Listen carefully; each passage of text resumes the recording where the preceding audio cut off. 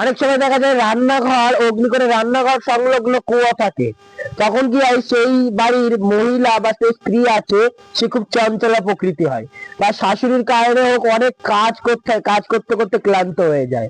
অনেক সময় দেখা যায় কোনো অগ্নিকোণে নীল রং করা হয় বা আকাশি কালার, তখনও কিন্তু নেগেটিভ ফল পাওয়া যায়। অগ্নিকোণে সবসময় ওখানে সময় পায়খানা বাথরুম করে দেয়। অগ্নিকোণে টয়লেট বা পায়খানা বাথরুম করে যখন দেওয়া হয়, তখন কি হয়, 80% লোক, মানে যেগুলো বাস্তুতে রয়েছে, 80% বাড়িতে দেখা যায় যদি অগ্নিকোণে টয়লেট বা পায়খানা বাথরুম থাকে, ছোট বাচ্চা থেকে বড় অব্দি পেটের রোগে ভুগবে বাধ্য। এবং অগ্নিকোণটা সবসময় রংটা চেষ্টা করবেন হলুদ রং।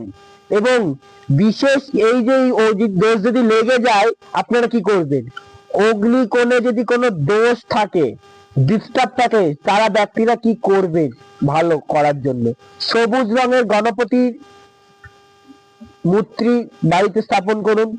এবং মেন পুজো গণেশের করুন, বাস্তু যে মেন পুজোটা গণেশের করুন, এবং বাস্তু মঙ্গলে একটা যন্ত্র বাড়িতে প্রতিষ্ঠা করুন। এই কাজগুলো করুন। আর